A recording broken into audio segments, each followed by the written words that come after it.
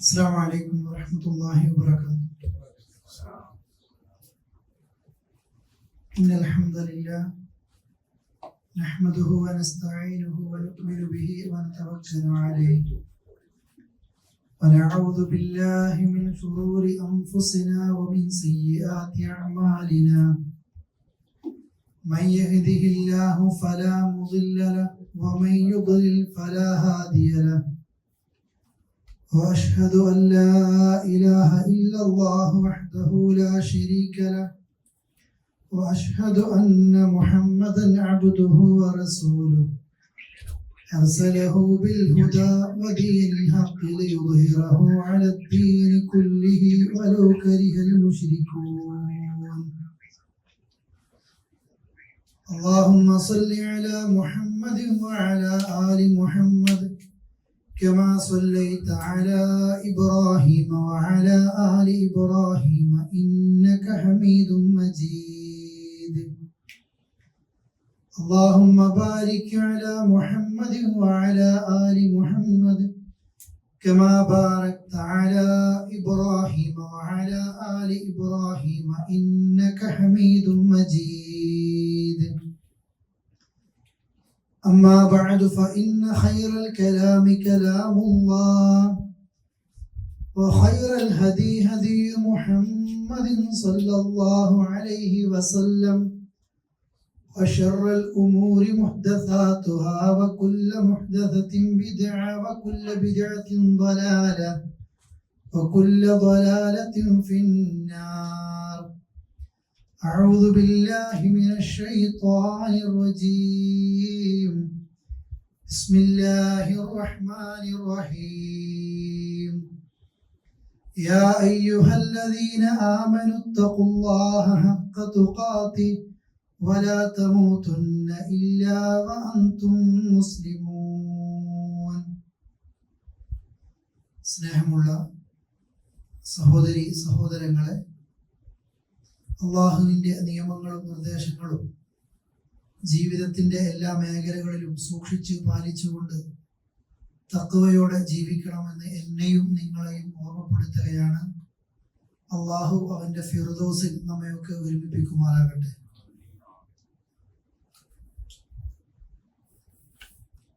ഏറ്റവും കൂടുതൽ നാം പരീക്ഷിക്കപ്പെടുന്നത് പലപ്പോഴും അള്ളാഹു നമുക്ക് നൽകുന്ന അനുഗ്രഹങ്ങളെ ആ വിഷയങ്ങളിൽ തന്നെയാണ്. റബ്ബ് നൽകുന്ന നിഅമത്തുകൾ, ദുനിയവിയായ സൗകര്യങ്ങൾ എങ്ങനെ ഉപയോഗപ്പെടുത്തണം എന്നുള്ളതിൽ പലപ്പോഴും നമ്മൾ അജ്ഞരാണ്. ഒരു വേള നാം കണ്ടു, ഒരു ഇമാമിന്റെ കുറിപ്പായിട്ട് വിശപ്പ് കൊണ്ട് ഖുതുബ പറയാനും കഴിയണില്ല, വിശപ്പ് കൊണ്ട് കേൾക്കാനും കഴിയുന്നില്ല. ഇതുപോലെ എത്രയോ ഇന്നത്തെ സംവിധാനങ്ങൾ, മീഡിയകൾ ഫലസ്തീൻ അടക്കമുള്ള ആ ഫലസ്തീനിലെ തന്നെ ഗസയിലെ കുഞ്ഞു മക്കൾക്ക് നമ്മുടെ ഗൾഫ് രാജ്യങ്ങളിൽ നിന്ന് തന്നെ ഫ്ലൈറ്റിലും മറ്റു ട്രക്കുകളിലുമൊക്കെയായിട്ട് അവർക്ക് നൽകുന്നത് ഭക്ഷണമാണ്, മരുന്നാണ്. അവർ ക്യൂ നിൽക്കുന്നത് ഒരു നേരത്തെ ഭക്ഷണത്തിന് വേണ്ടിയാണ്. പട്ടിണി നമ്മുടെ ജീവിതത്തിൽ നമ്മൾ അറിഞ്ഞിട്ടുണ്ടാകില്ല. വിശപ്പ്, ദാഹം, നമ്മൾ അതിൻ്റെ ഒരു ദുരന്തവും നമ്മൾ അനുഭവിച്ചിട്ടില്ല. പലപ്പോഴും ഞാനും നിങ്ങളും, എന്നെ ഒഴിവാക്കിയല്ല ഇന്നത്തെ സംസാരം, പറയുന്നവരും കേൾക്കുന്നവരും ലേഖനങ്ങളൊക്കെ എഴുതുന്നവരും അത് വായിക്കുന്നവരും, പലപ്പോഴും നമ്മളൊക്കെ മരുന്ന് കഴിക്കേണ്ടി വരുന്നത്, നമ്മളൊക്കെ പല വിഷയങ്ങളും നിയന്ത്രിക്കേണ്ടി വരുന്നത് റബ്ബ് നമുക്ക് തന്ന പല അനുഗ്രഹങ്ങളും പരിധിയിലപ്പുറത്തേക്ക് എത്തിയത് കൊണ്ട് തന്നെയാണ്. ആവശ്യത്തിന് കിട്ടാത്ത നിലയിൽ രോഗങ്ങൾ വരുന്നവർ എമ്പാടും ലോകത്തുണ്ട്. ഇന്നത്തെ കാലഘട്ടങ്ങളിൽ അറബികളെയൊക്കെ കുറ്റം പറയുന്ന നമ്മളൊക്കെ ഉണ്ടായിരുന്നു. പക്ഷെ നമ്മളും പതിയെ പതിയെ ശീലിച്ചു. നാട്ടിലെ കല്യാണ വീടുകളിൽ, നാട്ടിലെ സൽക്കാരങ്ങളിൽ പെരുമയും പേരും അറിയിക്കാനും, അതേപോലെ തന്നെ ഞാൻ വലിയതാണ്, എൻ്റെ സൽക്കാരങ്ങളും ഞാൻ നൽകുന്ന ഭക്ഷണങ്ങളും മറ്റുള്ളവർ നൽകാത്ത അത്ര അളവിന്റെ തോതിലായിരിക്കണം എന്നൊക്കെയുള്ള ചിന്ത കൊണ്ട് ധൂർത്തടിക്കുന്ന പണത്തിനോ ഭക്ഷണത്തിനോ മറ്റു വസ്ത്രത്തിനോ ഒന്നും പ്രിയപ്പെട്ടവരെ ഇന്ന് കയ്യും കണക്കുമില്ല. ഒരു സമയത്ത് ഒരു പെരുന്നാളിന്റെ വസ്ത്രം എടുക്കുന്നവർ അത് തന്നെ സൂക്ഷിച്ചു വെച്ച് മറ്റു സമയങ്ങളിലേക്കും അത് ഉപയോഗിക്കുന്നവർ ഇന്ന് അതൊക്കെ മാറിയിട്ടുണ്ട്. സീസൺ ഇല്ല ഇന്ന്. വസ്ത്രത്തിനൊക്കെ എല്ലാ ദിവസവും സീസണാണ്. മുമ്പൊക്കെ ഏതെങ്കിലും ആഘോഷങ്ങൾ വരുമ്പോൾ, പെരുന്നാളോ മറ്റു മതവിഭാഗത്തിന്റെ അത്തരം ആഘോഷങ്ങളൊക്കെ ആയിരുന്നു. ഇന്ന് അങ്ങനെയല്ല. ഒരു കല്യാണത്തിന് ഒരു വസ്ത്രമല്ലല്ലോ, തലേന്നത്തത് പിറ്റേന്ന് ഉപയോഗിക്കില്ല. അന്നത്തത് സൽക്കാരത്തിനുള്ളതല്ല. അലക്കാൻ കഴിയാത്തതും ഒരിക്കലും ഉപയോഗിക്കുന്നതിന് പോലും എത്രയോ 10,000-കണക്കിന് റെന്റുകൾ കൊടുക്കുന്ന, ലക്ഷങ്ങളും വില വരുന്ന ആ നിലക്കുള്ള വസ്ത്രങ്ങളും ഭക്ഷണങ്ങളും മറ്റുള്ള ഏത് സംവിധാനങ്ങളും സൗകര്യങ്ങളുമാകട്ടെ പരിധി വിടുന്ന ഒരവസ്ഥയിലേക്ക് എത്തി എന്നുള്ളതല്ല, തിരിച്ചു വരാൻ കഴിയാത്ത നിലയിലേക്ക് പലപ്പോഴും പലരും അതിൽ മുങ്ങിപ്പോയിട്ടുണ്ട്. ഖുർആൻ ഏത് സമയത്തും നമ്മെ ഉണർത്തുന്നത്, നിങ്ങൾ ഇസ്രാഫ് കാണിക്കുന്ന ഒരവസ്ഥയിലേക്ക് എത്തരുത്, നിങ്ങൾ ഇബ്താറിലേക്ക് എത്തരുത്. ഇസ്രാഫ് എന്ന് പറയുന്നത് അല്ലാഹ് ഹലാലാക്കിയത് തന്നെ നിങ്ങൾക്ക് ഉപയോഗിക്കാം, തിന്നാം, കുടിക്കാം, ധരിക്കാം, അത് ചെയ്യാം, ഒക്കെ ഹലാലാക്കിയതാണ്, നല്ലതാണത്. പക്ഷെ ആ നല്ലതിൽ തന്നെ പരിധി വിടുന്നതിനെയാണ് ഇസ്രാഫ് എന്ന് പറയുന്നത്. ഇബ്താർ എന്ന് പറയുന്നത് ഒരു നിലയിലേക്കും ഒരാവശ്യമില്ലാത്ത ഒന്നിലേക്ക്, അള്ളാഹ്ക്ക് അത് ഇഷ്ടമില്ല നീ അതിലേക്ക് ചെലവഴിക്കുന്നത്, അത് ഉപയോഗിക്കുന്നത്.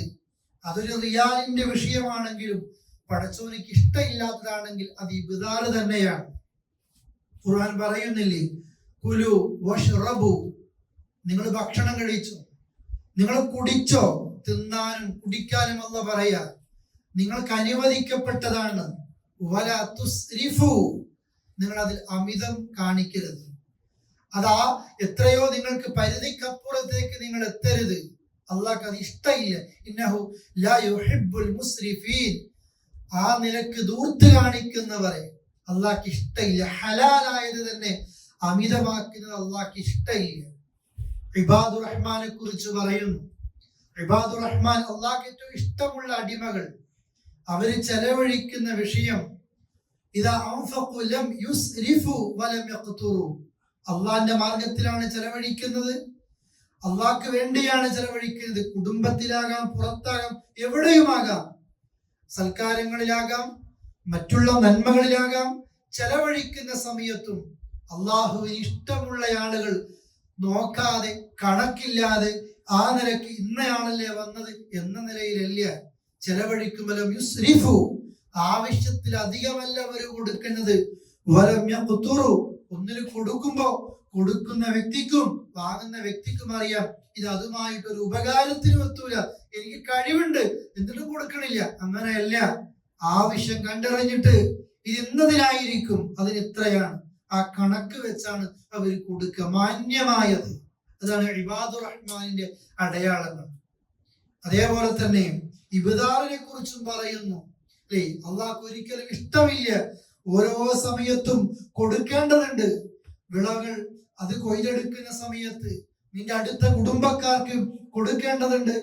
ആ സമയങ്ങളിലൊക്കെ നീ നൽകുമ്പോ വല തുബദ്ദിർ തബ്ദീറ, തോന്നിവാസത്തോടെ എല്ലാ തെറ്റുകളിലേക്കും അനാവശ്യത്തിലേക്കും അങ്ങനെ ചെലവഴിക്കലല്ല, മറിച്ച് ഇന്നൽ മുബദ്ദിരീന കാനു ഇഖ്വാന ശയാത്തീൻ വകാന ശൈത്വാനു ലിറബ്ബിഹി കഫൂറ, ശൈത്താനിന്റെ ആളുകളാണ് ധൂർത്തടിക്കുന്നവർ, അനാവശ്യത്തിലേക്ക് ചെലവഴിക്കുന്നവർ ശൈത്താന്റെ സഹോദരങ്ങളാണ്.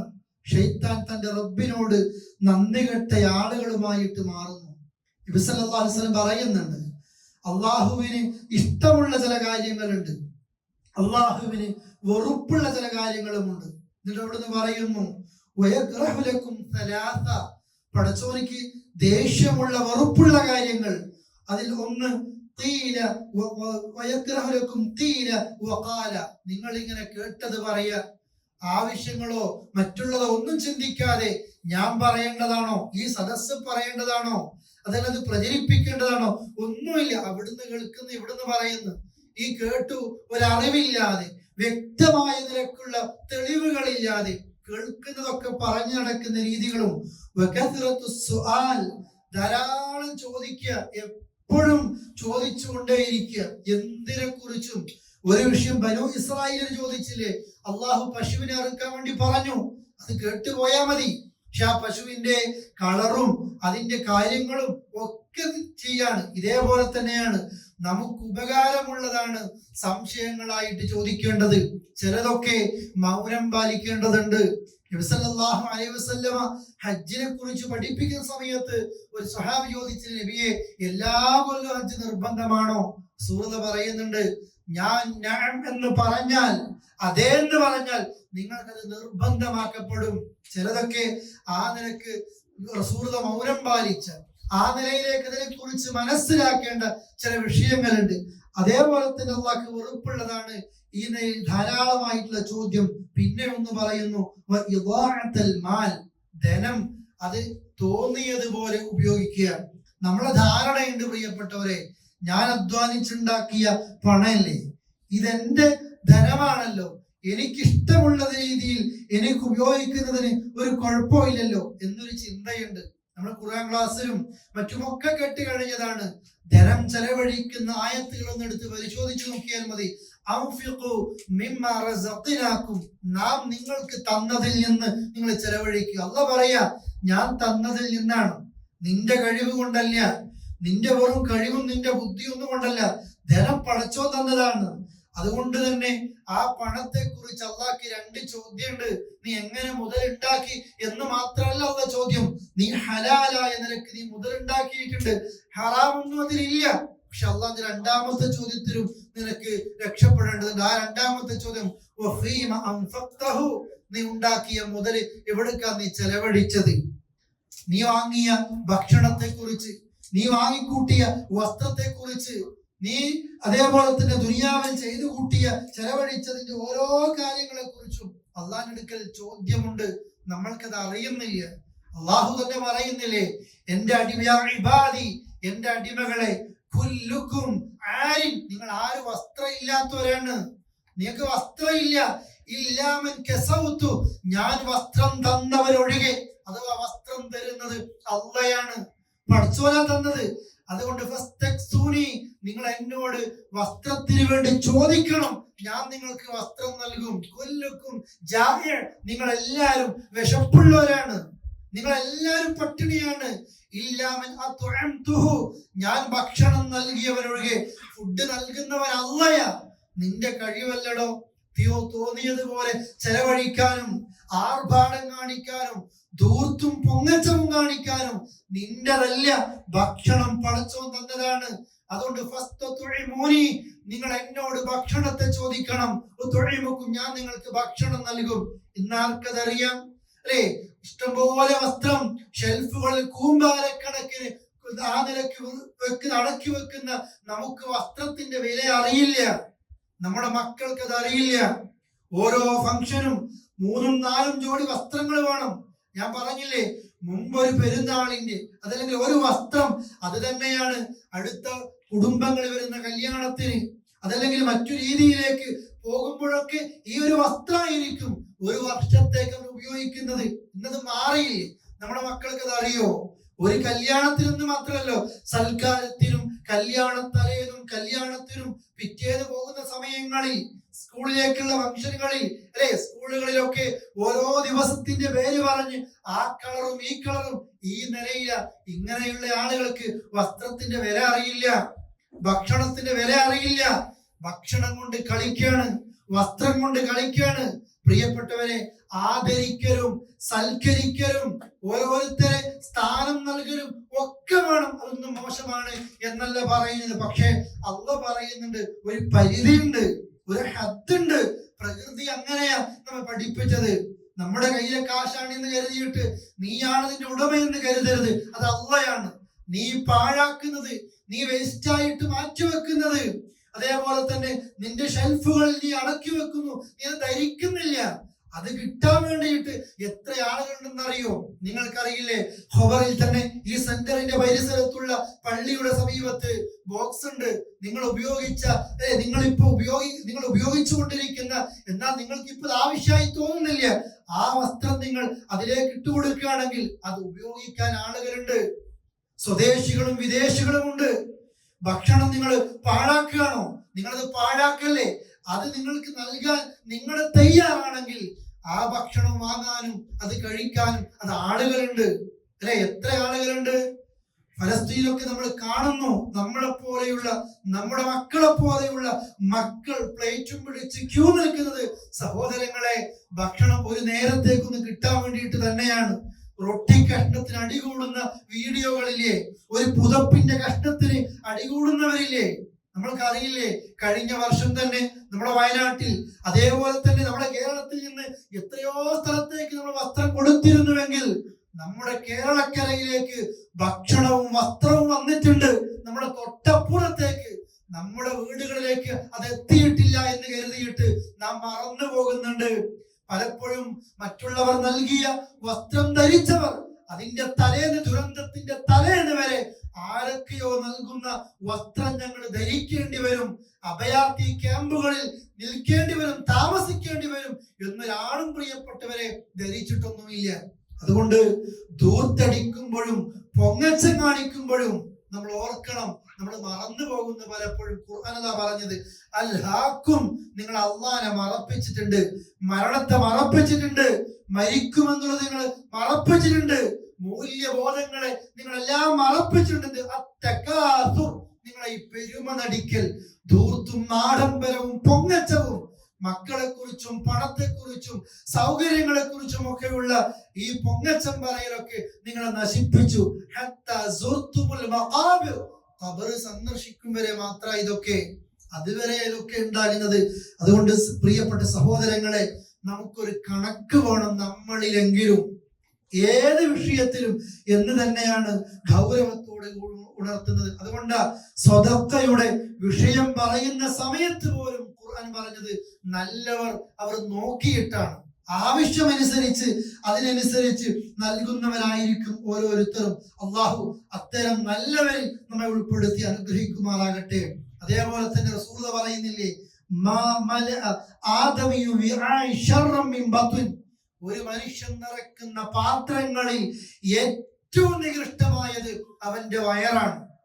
ഇന്ന് എല്ലാ കളറും എല്ലാ നിരക്കുള്ള തോന്നിവാസങ്ങളും ഭക്ഷണം കൊണ്ടുണ്ട്. അത് ഏത് വേദികളിലും നമ്മളെല്ലാവരും ശ്രദ്ധിക്കേണ്ട വിഷയം തന്നെയാണ്. അതിഥി സൽക്കാരത്തിന് നന്നായി പ്രോത്സാഹനം കൊടുത്ത മതമാണ് ഇസ്ലാം.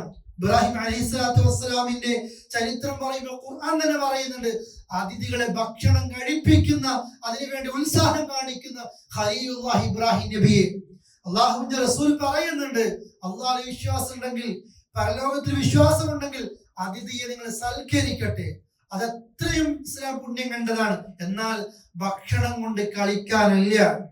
വ്യത്യസ്ത വിഭവങ്ങളൊക്കെ ഉണ്ടാക്കാം, പക്ഷെ നമ്മൾ പലപ്പോഴും ചിന്തിക്കണം, അതിൽ ഒരു ശുഹറത്ത് വരുന്നുണ്ടോ എനിക്ക്, അല്ലെ? ആളുകളെ കുറിച്ചൊക്കെ പറയാറുണ്ട്, കുറെ ഉണ്ടാക്കുമ്പോ അത് വലിയൊരു പ്രമാണിത്വം തോന്നാണ്. പക്ഷെ ഇന്ന് അവര് പോലും മാറി. ഇന്ന് അവരൊക്കെ മാറിയിട്ട് ഇത്വാം എന്ന ഒരു വാഹനം ഇതിലൂടെ ഇങ്ങനെ പോകുന്നത് കാണാൻ നിങ്ങൾക്ക്.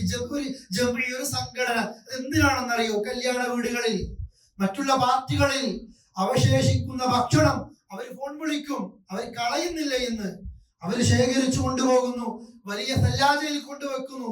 തൊട്ടടുത്ത ദിവസം, അടുത്ത ദിവസം തന്നെ പാവങ്ങളിലേക്ക് അത് എത്തിക്കുകയാണ്. വസ്ത്രത്തിനതുണ്ട്, ഭക്ഷണത്തിനുണ്ട്. ഇവര് മാറി, നമ്മൾ ഇപ്പോഴും മാറിയിട്ടില്ല പ്രിയപ്പെട്ടവരെ. അതുകൊണ്ട് പടച്ചോനടുക്കൽ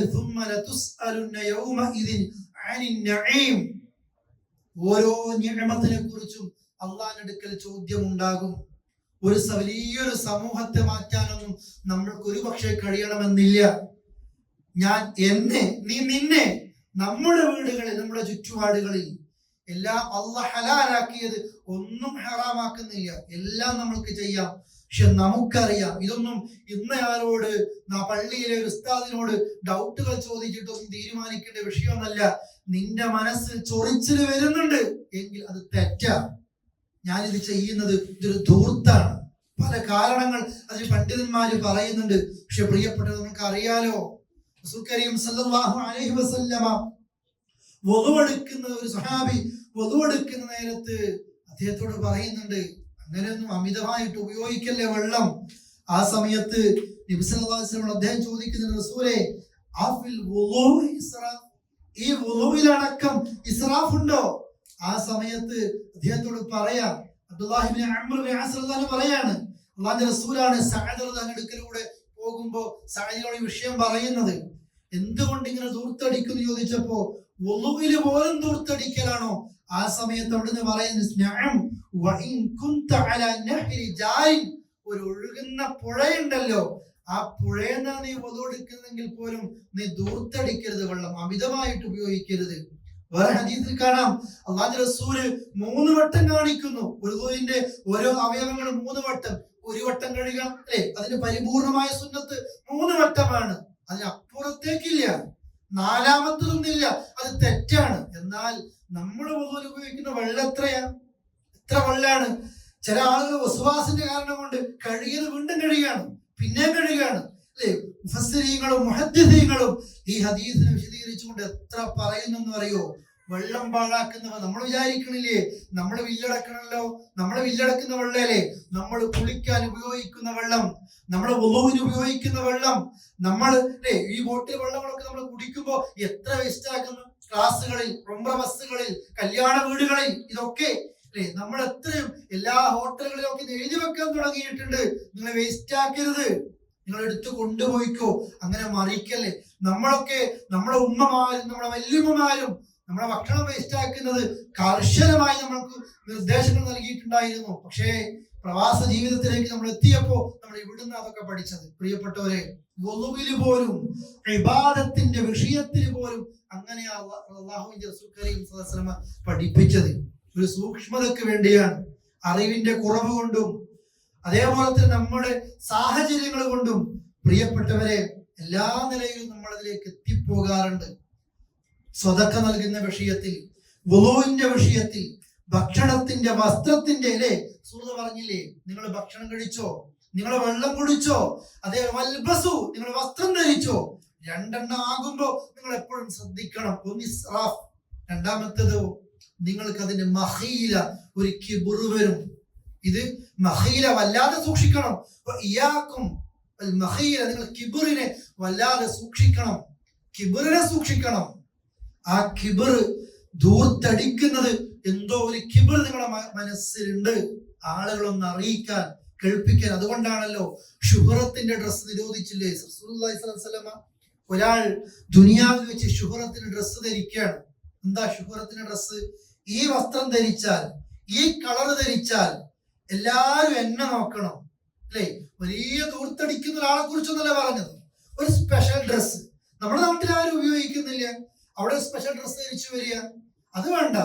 നാട്ടിൽ എല്ലാവരും ഉപയോഗിക്കും. നമ്മൾ വെറൈറ്റി എന്നും പല പേരിട്ട് പറയും. ഈ പള്ളിയിൽ എല്ലാവരും എന്നെ നോക്കണം. ഈ കല്യാണ വീട്ടിൽ ഞങ്ങൾ 6 സഹോദരിമാര്, ഈ കല്യാണ പെണ്ണിന്റെ, കല്യാണ ചെക്കന്റെ സഹോദരങ്ങൾ, കുടുംബക്കാർ, ഒരു സ്പെഷ്യൽ കളർ, ഒരു സ്പെഷ്യൽ ഡ്രസ്സുകൾ. ഇതാണ് ശുഹ്റത്ത്. എല്ലാരിലേക്കും ആകർഷിക്കപ്പെടുന്ന കളറാകാം, വസ്ത്രമാകാം, ഏതുമാകാം. നിന്ദ്യതയുടെ വസ്ത്രമായിരിക്കും അല്ലാഹു തആല അവർക്ക് നൽകുന്നത്. എത്രയാ അതിനു വേണ്ടി ഈ ഒപ്പിക്കാൻ വേണ്ടിയിട്ട് അല്ലെ, ഇങ്ങനെ ഒപ്പിക്കാൻ വേണ്ടിയിട്ട്, കോടികൾക്ക് വേണ്ടിയിട്ട്. പ്രിയപ്പെട്ടവരെ, ഈ ഭക്ഷണത്തിലും വസ്ത്രത്തിലും കല്യാണ പന്തലുകളടക്കം ഓരോരുത്തർക്ക് കഴിയുന്ന നിലക്ക്, ഇത് കേൾക്കും വലിയൊരു പണക്കാരെ കുറിച്ചും ചിന്തിക്കേണ്ട. നീ നിനക്കനുസരിച്ചുള്ള കിബ്ർ നിന്റെ അടുത്തുണ്ട്, ധൂർത്തുണ്ട്. ഹലാലായതൊക്കെ നമുക്ക് ആസ്വദിക്കാം, ഒക്കെ ചെയ്യാം. അത് ഖുർആൻ പറയുന്നുണ്ട്. അള്ളാഹു ഹലാലാക്കി നിങ്ങൾ ഹറാമാക്കണ്ട. പക്ഷെ ധൂർത്ത് വരുന്നോ? എല്ലാവർക്കും ഒരുപോലെയല്ല. ഒരു സമ്പന്നൻ അവന്റെ കഴിവിൽ ചിലപ്പോൾ ഭക്ഷണം കൊടുക്കുന്നത് അവന്റെ കഴിവിനനുസരിച്ച് സക്കാത്തും സ്വതക്കയും കൊടുത്തവൻ ചെയ്യാണ്. ഇതനുസരിച്ച് നീ കടം വാങ്ങിയിട്ട് കൊടുക്കുകയാണെങ്കിലോ, നീ പലിശക്ക് വാങ്ങി കൊടുക്കുകയാണെങ്കിലോ, സഹോദരങ്ങളെ, ആ നിലയിലേക്ക് നമ്മൾ എത്തുന്നത് എപ്പോഴും ശ്രദ്ധിക്കേണ്ടതുണ്ട്. റസൂലുള്ളാഹി സ്വല്ലല്ലാഹു അലൈഹി വസല്ലം ഒരുപാട് കാരണങ്ങൾ ചില ഹദീസുകളിൽ ഇതിനൊക്കെ പറയുന്നുണ്ട്. ഇതിന്റെ ഗൗരവത്തെ കുറിച്ച് പറയുന്നുണ്ട് അല്ലെ. അത് അള്ളാഹുവിന്റെ അങ്ങേയറ്റത്തെ കോപമായിരിക്കും. അള്ളാഹുവിന്റെ കോപാണ് ഒന്നാമത് കിട്ടുന്നത്. അള്ളാഹ്ക്ക് ഇഷ്ടമില്ല ഈ ഇസ്രാഫ് കാണിക്കുന്ന ആളുകളെ. രണ്ടാമതിന്റെ ഭവിഷ്യത്തുണ്ട്. പലപ്പോഴും ഹറാം സമ്പാദിക്കാൻ അല്ലെ, അൽ വസൂൽ ഇലൽ കസ്ബിൽ ഹറാം, ഹറാം സമ്പാദിക്കാൻ നീ ഒരു കാരണമായി ഇത് അവസാനം അതിലേക്കാ എത്തിയ. കാരണം നിന്റെ ദൂർത്തും നിന്റെ പൊങ്ങച്ചോ ആഡംബരം ഗൾഫ് ജീവിതം മതിയായി, ഇവിടെ നിന്ന് കിട്ടുന്നത് പോലും മതിയാകണില്ല. എന്തുകൊണ്ടാണെന്നറിയോ? അപ്പുറത്തോനൊപ്പിച്ച് കല്യാണത്തിൽ 2 പെൺകുട്ടികളെ കല്യാണം കഴിക്കുമ്പോഴത്തേക്ക് നിന്റെ 10 കൊല്ലം ഇവിടെ പോവുകയാണ്. ആ ഹലാലായത് മതിയാകാതെ വരുമ്പോഴാ പിന്നെ മറ്റുള്ള മാർഗങ്ങളിലേക്ക് കളവ് പറഞ്ഞും ചതിച്ചും സമ്പാദിക്കുന്ന രീതിയിലേക്ക് എത്തുന്നത്. എന്തുകൊണ്ടാ? ജീവിതം നമ്മൾ തന്നെ നമ്മൾക്കൊരു ഭാരാക്കി. പണ്ഡിതന്മാര് പറയുന്നൊരു കാരണമാണ്, നമ്മളെ തന്നെ ഒരു ഭാരാക്കി. പക്ഷെ നമ്മളിത് വലിയ ടെൻഷൻ പറയുന്നു, സങ്കടങ്ങൾ പറയുന്നു. നമ്മൾക്ക് ഇന്ന് കിട്ടുന്ന സൗകര്യം ഉണ്ടല്ലോ, ഇതിന്റെ 4ൽ 1 കിട്ടാൻ ആഗ്രഹിക്കുന്ന എത്രയോ ആളുകൾ നാട്ടിലുണ്ട്. കൂലിപ്പണിയെടുത്ത് ജീവിക്കുന്ന ആളുകളൊക്കെ എന്തൊരു സ്വസ്ഥതയിലാണ് ജീവിക്കുന്നത്. നമ്മൾക്ക് മനസ്സിൽ കിട്ടുന്നില്ല. ആരോ ഒരാൾ എഴുതിയ ഒരു ലേഖനം വായിച്ചിരുന്നു. നമ്മുടെ നാട്ടിലൊക്കെ വരാൻ പോകുന്നത് ടെറസിട്ട വീടുകളിൽ നിന്ന് വരുന്ന പട്ടിണികൾ അല്ലെ. വലിയ വീടാ ഉണ്ടാക്കും ആദ്യം തന്നെ, പക്ഷെ ഒന്നുമില്ല പ്രിയപ്പെട്ടവരെ. അതല്ല, മനസ്സമാധാനമായിട്ടൊരു പുതിയൊരു വീടുണ്ടാക്കി നീ എല്ലാരും വിളിച്ചു സൽക്കാരം കൊടുത്തു, ആ വീട്ടിൽ താമസിച്ചു. അന്നത്തെ ദിവസം മുതൽ ഇയാൾക്ക് ഇവിടെ മനസ്സമാധാനമായിട്ട് കടന്നുറങ്ങാൻ പറ്റണില്ല. കാരണം ലോണുകാര് വരികയാണ്, പലിശക്കാര് വരികയാണ്. ലോൺ എടുത്തിട്ടാണ് വീട് എടുത്തത്, പലിശക്ക് പണം വാങ്ങിയിട്ട് കടം വാങ്ങിയിട്ട് എങ്ങനെയാ വിട്ട് സമാധാനത്തെ കടന്നുറങ്ങാം അല്ലെ. എത്ര ആളുകൾ അങ്ങനെ ഭ്രാന്തെടുത്തു പോയെന്നറിയോ? വലിയ വീടുണ്ടാക്കും അല്ലെ. നാട്ടിലെ കുടുംബക്കാരും പെങ്ങന്മാരും കുടുംബക്കാരും നാട്ടുകാരും നിന്റെ തറവാടിനൊത്ത നിന്റെ സ്റ്റാറ്റസിനൊത്ത വീട് ഇതൊന്നല്ല, നാട്ടുകാർക്ക് തീരുമാനിക്കും. അങ്ങനെ കല്യാണം കഴിപ്പിക്കും അല്ലെ. മക്കളെയും കുടുംബത്തെയും പറഞ്ഞ് മനസ്സിലാക്കാൻ നമുക്ക് പറ്റുന്നില്ല എങ്കിൽ നമ്മൾക്ക് സമാധാനം എന്ന് പറയുന്നത് നമ്മൾക്കില്ല പ്രിയപ്പെട്ടവരെ. കുറെ റീൽസിലുള്ള ജീവിതമൊക്കെ കുടുംബക്കാർ അനുകരിക്കുന്നുണ്ടാകുക. അതുകൊണ്ട് ഹറാമിലേക്ക് എത്തുന്നു, അള്ളാഹുവിന്റെ എല്ലാ നിലയിലേക്കുള്ള കോപത്തിലേക്ക് എത്തുന്നു. സ്വന്തം ശരീരത്തോട് നീ കാണിക്കുന്ന എന്തൊക്കെയോ കേടുകളാണ്, സ്വന്തം ശരീരത്തോട് നീ നശിപ്പിക്കുകയാണ്. ഈ ദൂർത്തും പൊങ്ങച്ചവും നിനക്കുണ്ടാക്കുന്ന മെന്റലി ഫിസിക്കലിയുള്ള രോഗങ്ങളുണ്ട്. അതേപോലെ തന്നെ ശൈത്താൻ എപ്പോഴും നിന്റെ കൂടെ ഉണ്ടാകുന്നുണ്ട്. ഷെയ്ത്താനാണ് ധൂർത്തും പൊങ്ങച്ചവും കാണിക്കുന്നവന്റെ കൂടെ എല്ലാ ദിവസവും ഷെയ്ത്താനായിരിക്കും കൂടെ ഉണ്ടാകുന്നത്. അത് ഷെയ്ത്താൻ അവന്റെ അനുയായികൾക്ക് പഠിപ്പിക്കുന്നതാണത്. അത് മാത്രമല്ല, നിനക്ക് പടച്ചോൻ തന്ന എല്ലാ സൗകര്യങ്ങളും നശിപ്പിക്കപ്പെടാനുള്ള കാരണമായിട്ടും നിന്റെ ധൂർത്ത് മാറും. ഖുർആൻ പറയുന്നു സൂറത്തുൽ നഹ്ൽ ഒരു നാടിനെ കുറിച്ച്, നല്ലൊരു നാടുണ്ടായിരുന്നു, നിർഭയമായ സമാധാനമുള്ള ഒരു നാടായിരുന്നു. എല്ലാ ഭാഗത്തുകൂടെയും ആ നാട്ടുകാർക്ക് ഭക്ഷണം എത്തുകയാണ്. നല്ലൊരു നാടാണ്, അള്ളാഹു അവർക്ക് ഭക്ഷണം കൊടുക്കുന്നു, അതേപോലെ തന്നെ ഫലവർഗ്ഗങ്ങൾ കൊടുക്കുന്നു, ഒക്കെ ചെയ്യുന്നു. അള്ളാഹിന്റെ എല്ലാ നിയമത്തും ഇവർ നിഷേധിച്ചു. പൊങ്ങച്ചം വന്നു, ദൂർത്ത് വന്നു, കിബർ വന്നു, ഇതൊക്കെ സ്വന്തമാണെന്ന് കരുതി. അള്ളാഹു പട്ടിണിയും ഭയവും ആ നാട്ടുകാർക്ക് ഇട്ടുകൊടുത്തു. അവർ ചെയ്തത്. വേറെ ആയത്തിൽ കാണാം, ചില നാടിനെ നശിപ്പിക്കുമ്പോ കുറെ ദൂർത്തടിക്കുന്ന ആളുകൾ അവിടെ ഉണ്ടാകും, പൊങ്ങച്ചക്കാരും ദൂർത്തടിക്കുന്ന ആളുകളും. അങ്ങനത്തെ ഒരു നാട് അവിടെ ഇല്ലാത്ത നിലയിലേക്ക് ആ നാടിനെ കീഴ്മേലെന്ന് മറിക്കുന്നു. അള്ളാഹു നമ്മളെ കാക്കുമാറാകട്ടെ. വ്യക്തിപരമായിട്ടും നമ്മൾക്ക് ഇതൊക്കെയാണ്. എത്രയോ ആളുകളെ കണ്ടിട്ടുണ്ട് അല്ലേ. നമ്മൾ വലിയ വലിയ സമ്പന്നർ, ആ സമ്പന്നർ ജീവിതം അള്ളാഹു പണം കൊടുത്ത് പിന്നെ അതെങ്ങനെ ചെലവഴിക്കണം എന്നറിയാത്ത രീതിയിലേക്ക് അവരെത്തുമ്പോ പിന്നെ അത് നശിക്കപ്പെടാനുള്ള കാരണം ഇഷ്ടംപോലെ കാശ് വരികയാണ്. ഇതെവിടെ കൊടുക്കണം എന്നറിയുന്നില്ല. കുറെ കൂട്ടുകാർ വരും, തെറ്റിന്റെ കൂട്ടുകാരാണ്. ആ കൂട്ടുകാരൊക്കെ പ്രിയപ്പെട്ടവരെ അവസാനം നമ്മളെ കൊണ്ടെത്തിക്കുന്നത് ഏതോ നാശത്തിലേക്കായിരിക്കും. അവര് സൗകര്യങ്ങൾ കൊണ്ടുവരും, പെണ്ണിനെ കൊണ്ടുതരും, മറ്റുള്ള സുഖങ്ങൾ തരും, അതിലേക്ക് എത്തിക്കും. ആ ബിസിനസ്സും ഈ ബിസിനസ്സും. നീ വന്ന നല്ലൊരു വഴി ഉണ്ടായിരുന്നു, നല്ല കൂട്ടുകാരുണ്ടായിരുന്നു, എല്ലാം മറന്നു, നീ അപ്പുറത്തേക്കൊക്കെ എത്തി. അതുകൊണ്ട് ഏറ്റവും ഗൗരവത്തോടു കൂടി നാം ശ്രദ്ധിക്കേണ്ടത് നല്ല ഒരു തിരിച്ചറിവ് നമ്മൾക്ക് ഉണ്ടാകണം. ഇത് എന്റെ റബ്ബ് തന്നതാണ്. സുഖങ്ങളും സൗകര്യങ്ങളും കിട്ടുമ്പോൾ അഷ്കുർ ലിയ ബുലുവനി ഹാദാ മിൻ ഫദ്ലി റബ്ബി എന്ന് പറയൂലേ, ഇതെനിക്ക് എന്റെ റബ്ബ് തന്നൊരു ഔദാര്യമാണ്. എന്റെ നല്ല വീട്, എന്റെ നല്ല കുടുംബം, എന്റെ നല്ല മക്കൾ, ഞാൻ വാങ്ങിയ വസ്ത്രം, ഞാൻ ധരിക്കുന്നത്, ഞാൻ കുടിക്കുന്നത് അള്ളാഹ് തന്ന ഔദാര്യമാണ്. എന്നിട്ട് എന്താ പറഞ്ഞെന്നറിയാം സുലൈമാൻ നബിക്ക്? ഈ പറഞ്ഞ സുലൈമാൻ നബിയാണ്. ലിയ ബുലുവനി, അള്ളാഹ് എന്നെ പരീക്ഷിക്കാൻ തന്നതാട്ടോ, സുഖിക്കാൻ തന്നവന്നല്ല. അഷ്കുർ, ഞാൻ നന്ദി കാണിക്കുന്നുണ്ടോ, അക്ഫുർ, നന്ദി കേട് കാണിക്കുന്നുണ്ടോ? കുറേ വിശദീകരിക്കുന്നുണ്ട് പണ്ഡിതന്മാർ. നമ്മുടെ സമയം അനുവദിക്കാത്തതുകൊണ്ടാണ് അവസാനിപ്പിക്കുന്നത്. ഇത് അള്ളാഹ് എന്നെ പരീക്ഷിക്കാൻ തന്നെയാണ്. പഠിച്ചോ പരീക്ഷിക്കും. എവിടുന്നാ തകരുന്നതെന്ന് അറിയുന്നില്ല. എത്രയോ പണക്കാര് നശിച്ചു പോയത് അങ്ങനെയാണ്. നമ്മുടെ കണ്ണിന്റെ മുമ്പിൽ കാണലുണ്ട്. നമ്മുടെ കയ്യിലേക്ക് പണം വരുമ്പോൾ ഒരുപാട് സാധ്യതകളുമായിട്ട് ഒരു ഇസ്ലാമോ ഈമാനോ ഇല്ലാത്ത കുറെ കൂട്ടുകാർ വരും. അവരുടെ കൂടെ നമ്മൾ കൂടിപ്പോകുമ്പോൾ അവര് നമ്മളെ സ്റ്റേജിലിരുത്തും, പുകഴ്ത്തും, നമ്മൾ അവാർഡ് തരും, പലതിലേക്കും നമ്മളെ എത്തിക്കും. അവസാനം ഇയാൾ എല്ലാം നഷ്ടപ്പെട്ടു അല്ലെ. സ്വന്തം കുടുംബത്തെ പോലെ ഇയാൾക്ക് പിന്നെ വേണ്ടായിരിക്കും. കുറെ കയ്യിൽ കാശ് കിട്ടുമ്പോൾ അതുവരെ ഇവന്റെ കൂടെയുള്ള ഭാര്യ, ഇവന്റെ കൂടെയുള്ള മക്കൾ, ഇവർക്ക് മറക്കാണ്. പിന്നെ അവരൊന്നും കൂടെ പറ്റൂല. ഈ കുടുംബം കൂട്ടുകാരൊന്നും പറ്റണില്ല. അവസാനം പൊളിഞ്ഞ് പാളീസാകുമ്പോൾ ഇവരിലേക്ക് തന്നെ തിരിച്ചു വരും. അപ്പോഴേക്കും തിരിച്ചെടുക്കാൻ കഴിയാത്ത നിലയിലേക്ക് ആളുകൾ അകന്നു പോയിട്ടുണ്ടാകും. പ്രിയപ്പെട്ടവരെ, അതുകൊണ്ടൊരു തിരിച്ചറിവ് ഉണ്ടാകണം. അള്ളാഹുവിന്റെ റസൂലിന്റെ മാർഗം നമ്മൾ പിൻപറ്റണം. അതേപോലെ തന്നെ തർക്കു മുസാഹബ അല്ലെ, അത്തരം ചീത്ത ആളുകളെ കൂട്ടുകെട്ട്, അത്തരം പിന്നെ മജ്ലിസുകൾ, അതൊക്കെ നമ്മൾ ഒഴിവാക്കണം. അവസാനമായിട്ട് പറയുന്നു എപ്പോഴും നീ മരിക്കുന്നു ഓർക്കണം കേട്ടോ. നീ സമ്പാദിച്ചത് മുഴുവനൊന്നും എല്ലാം ആസ്വദിച്ച് ജീവിക്കാൻ കഴിയുമെന്നൊന്നും ഒരിക്കലും നീ വിചാരിക്കണ്ട. ഒരിക്കലും നീ വിചാരിക്കണ്ട. മരിക്കും, പെട്ടെന്നായിരിക്കും. ഒന്ന് സൂറത്ത് യാസീൻ നമ്മൾ പഠിച്ചില്ലേ, ഒരു വസിയത്ത് കൊടുക്കാൻ കഴിയാത്ത നിലയിലേക്ക് അല്ലേ, അപ്പോഴത്തേക്ക് നമ്മൾ മരിക്കും. ധൂർത്തടിക്കുമ്പോഴും പൊങ്ങച്ചം കാണിക്കുമ്പോഴും ഇഷ്ടംപോലെ ചെലവഴിക്കുമ്പോഴും എപ്പോഴും ഓർക്കുക, അള്ളാഹുവിന്റെ ഒരു പിടുത്തം എപ്പോഴാ എനിക്ക് വരിക എന്നറിയില്ല. നമ്മൾ കാണലുണ്ട് പലരും എന്തും ഭക്ഷണം കഴിക്കാൻ കയ്യിൽ കാശുള്ള എത്രയോ ആൾക്കാർ ഇഷ്ടം പോലെ ഭക്ഷണം കഴിക്കാം.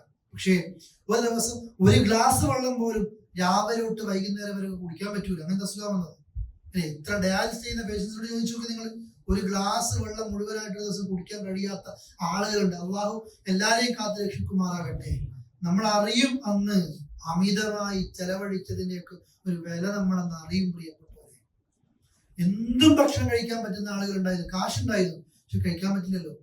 ഏത് വണ്ടിയിലും സഞ്ചരിക്കാൻ പറ്റുന്ന ആൾക്കാരുണ്ട്, പക്ഷെ വീൽ ചെയറിൽ മാത്രമേ പറ്റൂ, അതിലേ പറ്റൂ. ഒരു വണ്ടിയിലും കയറാൻ കഴിയുന്നില്ല അല്ലേ. എത്ര സമ്പന്നർ അങ്ങനെയുണ്ട്. അതുകൊണ്ട് പടച്ചോനെടുക്കലേക്ക് എത്തും. നമ്മുടെ ജഹാലത്ത് കൊണ്ടാ. പിന്നെ കാരണം പറയുന്നുണ്ട്, അള്ളാഹു ഒരു സമയത്ത് നമ്മൾക്ക് ഒരു പരീക്ഷണം ഉണ്ടാവും, ഒരു ഞെരുക്കം. ആ വയ്യക്കിന്റെ ശേഷം അള്ളാഹു ഒരു ഇത്തിരി സുഖം നൽകുന്നയാള്. നമ്മളൊക്കെ പ്രവാസികളൊക്കെ അങ്ങനെയാ. നമ്മൾ പറയുന്ന കാരണം അതാണ്. ചെറുപ്പത്തിൽ നമ്മൾക്കൊന്നും ഇതൊന്നും കിട്ടിയിട്ടില്ല, ഇപ്പോഴാണ് നമ്മൾ കിട്ടിയത്. നമ്മളെപ്പോലെ മക്കളാകരുത്, കുടുംബാകരുത്. ഹൈർ നല്ല ചിന്തയാണ്. നമ്മളെപ്പോലെ പട്ടിണിയോ മറ്റൊന്നും പ്രയാസമൊന്നും വേണ്ട. പക്ഷെ പണത്തിന്റെ മൂല്യം അറിയിക്കണം അല്ലേ. അത് അറിഞ്ഞേ പറ്റൂ. ഒരു വലിയ പണക്കാരുണ്ട്. ആ പണക്കാരൻ മോനെ സ്കൂൾ എപ്പോഴും സ്വന്തമായിട്ട് വണ്ടി കൊടുക്കുകയോ അങ്ങനെ സൗകര്യങ്ങളൊന്നും ചെയ്യാതെ സാധാ ബസ്സിൽ സ്കൂൾ അയക്കുന്ന ഒരാളുണ്ട് നമ്മുടെ നാട്ടിൽ. അദ്ദേഹം ചോദിച്ചപ്പോ അതിന് കാരണം അദ്ദേഹം ചോദിച്ച വ്യക്തിയോട് പറഞ്ഞത് സമയത്തിന്റെ വില പഠിപ്പിക്കാനാണ്. നമ്മളെ സ്വന്തം വണ്ടിയിൽ ഇങ്ങനെ പോകുമ്പോൾ അതിന്റെ സമയമോ കാര്യങ്ങളോ ഒന്നും അറിയുന്നില്ല. നമ്മുടെ നാട്ടിൽ ഒരു ബസ്സിന് പോകുമ്പോൾ അതിന്റെ വാല്യൂ ഉണ്ട്. ഈ സമയത്താണ് ആ ബസ് കിട്ടുക, എന്നിട്ട് കോളേജിൽ എത്തുക, എന്നിട്ട് സ്കൂളിലേക്ക് എത്തുക അല്ലേ. അതേപോലെ തന്നെ അത്തരം സ്കൂളുകളിൽ പഠിക്കുമ്പോൾ, എല്ലാവരും പഠിക്കുന്ന സ്കൂളിൽ പഠിക്കുന്ന, നമ്മുടെ കൂടെയൊക്കെ പഠിക്കുന്ന സമയത്ത് പാവങ്ങളുണ്ട്, പണക്കാരുണ്ട് അല്ലെ. ചെരുപ്പ് ധരിച്ച ഒരു ക്ലാസ്സിലുണ്ടായിരുന്നു, ചെരുപ്പ് ധരിക്കാൻ കഴിയാത്തവരുണ്ടായിരുന്നു, ചെരുപ്പ് തുന്നികളെടുക്കൽ പോയിട്ട് ചെരുപ്പ് തുന്നിക്കുന്ന ആളുകളുണ്ടായിരുന്നു, ബട്ടൺസ് ഇല്ലാത്ത ഡ്രസ്സ് ധരിച്ച് പോയിട്ടുണ്ടായിരുന്നു. ഇന്ന് അതൊക്കെ സ്വപ്നങ്ങളായിരിക്കും നമ്മുടെ മക്കൾക്ക്. ചെയ്യിപ്പിക്കണം എന്നുള്ളതല്ല. ഞാൻ എന്നെ തിരുത്താൻ ഞാനും മനുഷ്യനാണ്, നീ നിന്നെ തിരുത്താൻ വേറെ ആരെയുമല്ല. പ്രിയപ്പെട്ടവരെ, ആവർത്തിച്ച് പറയാനുള്ളത്, നമ്മുടെ ഷെൽഫ് ഒന്ന് നോക്കണം, നമ്മുടെ അലമാരകളൊന്ന് നോക്കണം. നമ്മൾ ഉപയോഗിക്കാത്ത എത്രയോ വസ്ത്രങ്ങളുണ്ട് ഇപ്പോഴും ആ ഹാങ്കറിൽ തൂങ്ങിക്കിടക്കുകയാണത്. നമ്മൾ ഉപയോഗിച്ചിട്ട് 1 കൊല്ലോ 2 കൊല്ലോ അത് തൊട്ടിട്ടില്ല. ആർക്കും കൊടുക്കാൻ തോന്നിയിട്ടുമില്ല, അത് പഴകിയിട്ടുമില്ല. ഒന്ന് വൃത്തിയിലൊന്ന് മടക്കി വെച്ച് നിങ്ങളാ ബോക്സിലിട്. എത്രയോ ആളുകൾ സന്തോഷത്തോടെ അത് സ്വീകരിക്കുന്നുണ്ട് സഹോദരങ്ങളെ. അല്ലെ, ഇത് ആഗ്രഹിക്കുന്ന മനുഷ്യരുണ്ട്. ഇന്നലെ ഖബറിന്ന് ഒരു മലയാളിയാണ് വിളിച്ചത്, അതിന്റെ ഷോപ്പില് പുതിയ വസ്ത്രങ്ങൾ ഫലസ്തീനിൽ എത്തിക്കാൻ എന്തെങ്കിലും ഒരു മാർഗം ഉണ്ടെങ്കിൽ കാണിക്കണം. ഫലസ്തീനുമായി ബന്ധപ്പെട്ട ഈ വിഷ്വൽസ് ഒക്കെ ഇപ്പൊ ഇങ്ങനെ കാണുന്നുണ്ടല്ലോ, അത് മുഴുവനും പുതിയതാണ്. സംവിധാനങ്ങൾ തേടുകയാണ്. നമ്മുടെ വീട്ടിൽ 2 കൊല്ലം ഉപയോഗിക്കാത്ത വസ്ത്രം ഇപ്പോഴും ഉണ്ട്. നല്ല വസ്ത്രം അതൊക്കെ നമുക്കത് മതിയായി, കാരണം അത്രയും കൂമ്പാരായിട്ടുണ്ട്. നമ്മൾ നോക്കി എത്രയോ സെന്ററിൽ നമ്മൾ പറഞ്ഞതാണ്, ഇത് ക്ലാസ് കേൾക്കുന്ന നിങ്ങൾ അത് ഉണ്ടാകരുത്. നമ്മൾ തീരുമാനം എടുക്കണം. നമ്മൾ എത്ര ഭക്ഷണം ഉണ്ടാക്കി കഴിഞ്ഞാലും ഞാൻ അത് എറിയൂല എന്നുള്ളത്. കാരണം നിങ്ങൾ സ്വകാര്യമായിട്ട് ആരും കൂട്ടത്തിലൊന്നല്ല. നിങ്ങൾ നോക്ക്, UAE ഫ്ലൈറ്റുകൾ ഭക്ഷണം താഴേക്ക് എത്തിക്കുന്ന രീതി, അത് വാങ്ങുന്ന ഗസയിലെ മുസ്ലിം മക്കളുടെ അവസ്ഥ നോക്ക്. നമ്മളൊക്കെ പലപ്പോഴും, എനിക്കും പറ്റിലുണ്ട് അബദ്ധം, നിങ്ങൾക്കൊക്കെ പറ്റിലുണ്ട് അബദ്ധം. ഇനി അതുണ്ടാകും. ധൂർത്ത് നമ്മളല്ലാതാക്കും പ്രിയപ്പെട്ടവർ. നമ്മളല്ലാതായി തീരും. അള്ളാഹുവിന്റെ ശിക്ഷ കിട്ടിയ ഒരു സമുദായത്തിന്റെ ഒരു കാരണം ധൂർത്തായിരുന്നു. അത് വ്യക്തിയാണെങ്കിലും അത് നശിപ്പിക്കുമല്ലോ, നമ്മൾ ആ നാശത്തിന് കാരണമായി തീർന്നാലോ. അതുകൊണ്ട് ഏത് സൗകര്യങ്ങളും അല്ലെ ആ നിലയിലേക്ക് എത്തും. അള്ളാഹുവിന്റെ റസൂലിന്റെ ജീവിതത്തെ കുറിച്ച് ഓർക്കാൻ ഈ വിഷയവുമായി ബന്ധപ്പെട്ട് പണ്ഡിതന്മാര് പറയുന്നുണ്ട്. ആയിഷ ബീവി പറയുന്നില്ലേ, 3 മാസക്കാലം ഞങ്ങൾ ആകാശത്ത് നോക്കിയിട്ടുണ്ട്. 3 മാസക്കാലം അടുപ്പിൽ തീ പുകയാത്ത 3 മാസം റസൂലുള്ളാഹിന്റെ വീട്ടിൽ കാരക്ക പച്ചവെള്ളം മാത്രം. ഒരു ദിവസം അല്ല കേട്ടോ ആയിഷ, കുറച്ച് എണ്ണ, പിന്നെ എന്തെങ്കിലും ഭക്ഷണം ഇല്ലായിരുന്നു, പിന്നെ വിളക്ക് കത്തിക്കാൻ എണ്ണെങ്കിലും ഇല്ലായിരുന്നു. ആ സമയത്ത് പറഞ്ഞു, വിളക്ക് കത്തിക്കാനുള്ള എണ്ണ ഉണ്ടായിരുന്നുവെങ്കിൽ അത് ഞങ്ങൾ കുടിക്കുമായിരുന്നു. അല്ലെ, റസൂലുള്ളാഹി മരിക്കുന്ന തലേ ദിവസം തൊട്ടപ്പുറത്ത് അൻസാരിയുടെ വീട്ടിൽ നിന്ന് എണ്ണ കടം വാങ്ങിയിട്ടില്ലേ, ആ അൻസാരിയുടെ വീട്ടിൽ നിന്നാണ് പിന്നെ എണ്ണ കടം വാങ്ങിയിട്ട് വിളക്ക് കത്തിക്കുന്നത് ചരിത്രം രേഖപ്പെടുത്തുന്നത് കാണാം. വേറെ ഹദീസിലും നമ്മൾ കണ്ടതല്ലേ, റസൂലുള്ളാഹി രാത്രി ഇരുട്ടിൽ ഇങ്ങനെ ഇറങ്ങിപ്പോകുന്നത്, വിശന്നിട്ട് വയ്യാഞ്ഞിട്ട് സിദ്ദീഖുൽ അക്ബർ നടന്നു വരുന്നു. എന്തിനാ റസൂൽ എന്ന് ചോദിച്ചപ്പോ, നിങ്ങളെ കാണാൻ വേണ്ടി വന്നാണ്. തൽക്കാലത്ത് അടവ് പറയുന്നു. കുറച്ചും കൂടി 2 പേര് നടന്നു. ഉമറിനെ കാണുന്നു. ഉമറിനോട് എന്തിനാണ് പറയുന്ന നേരത്ത് ഉമർ പറഞ്ഞില്ലേ, റസൂലെ വിശന്നിട്ട് പറ്റാത്തോണ്ടാണ്. ഉമർ നേരെ പറഞ്ഞു, റസൂലുള്ളാഹിക്ക് അറിയാം സിദ്ദീഖുൽ അക്ബർ വിശന്നിട്ട് പൊറുക്കാനിട്ട് ഇറങ്ങിയതാ. അല്ലെ, ഭക്ഷണം കഴിഞ്ഞപ്പോൾ എന്ന് പറയുന്നില്ലേ, അള്ളാഹു ഇതിനെ കുറിച്ചൊക്കെ ചോദിക്കും. 3 പേരെയും വിശപ്പ് കൊണ്ടാ വീട്ടിൽ നിന്ന് ഇറക്കിയത്. ഖൈബറിന്റെ ഹന്തക്കിന്റെ സമയത്ത് റസൂലുള്ളാഹിയുടെ സഹാബികൾ പറയുന്നു, നബിയെ വിശപ്പ് കൊണ്ട് കിടന്നു കുടിക്കാൻ വയ്യാന്ന് പറയുന്നു. വിശന്നിട്ട് സഹാബികൾ പറയാണ്. നമ്മളെ ജീവിതത്തിൽ സഹോദരങ്ങളെ വിശപ്പ് എന്താ നമ്മൾ അറിഞ്ഞിട്ടില്ല. അതുകൊണ്ട് സ്വന്തത്തോട് മാത്രമാണ് ഈ ഉപദേശങ്ങൾ. നമ്മുടെ വീടുകളിലും കല്യാണങ്ങളും സൽക്കാരങ്ങളും നമ്മുടെ സംവിധാനങ്ങളും ഒക്കെ വരുമ്പോഴും അള്ളാഹു നമുക്ക് ഹലാലാക്കിയതൊക്കെ ഭംഗിയിൽ അത് ആസ്വദിച്ചു. ഒരു അതിഥിയെ സൽക്കരിക്കുമ്പോൾ ഒരു ഐറ്റം മാത്രം കൊടുക്കണം എന്നൊന്നുമല്ല പറഞ്ഞത്. വ്യത്യസ്ത വിഭവങ്ങളും ഒക്കെ ഉണ്ടാക്കി സൽക്കരിക്കാം. നമ്മുടേതായ ആദരവും അവരുടെ റെസ്പെക്റ്റും ഒക്കെ നമ്മൾക്ക് നൽകാം. പക്ഷേ അത് ഒരാൾക്ക് പോലും ഉപയോഗിക്കാൻ കഴിയാത്ത വിധത്തിലേക്ക് നശിപ്പിക്കപ്പെടുന്ന ഒരവസ്ഥയിലേക്ക് അത് എത്തരുത്. അതിൽ പൊങ്ങച്ചം ഉണ്ടാകരുത്. ആളുകളെ കാണിക്കാനുള്ള ശുഹ്റത്ത് അതിലുണ്ടാകരുത്. കിബർ അത് വന്നുപോയാൽ നമ്മൾ നശിപ്പിക്കപ്പെടും. അള്ളാഹുവോട് പ്രാർത്ഥിക്കുക, നാളെ നമ്മളെ കാത്തു രക്ഷിക്കുമാറാകട്ടെ. അറിഞ്ഞും അറിയാതെയും പറ്റിപ്പോയ തെറ്റുകുറ്റങ്ങൾ ഗഫൂറും റഹീമുമായ നമുക്ക് വിട്ടുകൊടുത്ത് മാപ്പ് നൽകുമാറാകട്ടെ. വസല്ലല്ലാഹു അലാ നബിയിന മുഹമ്മദിൻ വഅലാ ആലിഹി വസഹ്ബിഹി അജ്മഈൻ. അസ്സലാമു അലൈക്കും വറഹ്മത്തുള്ളാഹി വബറകാതുഹു.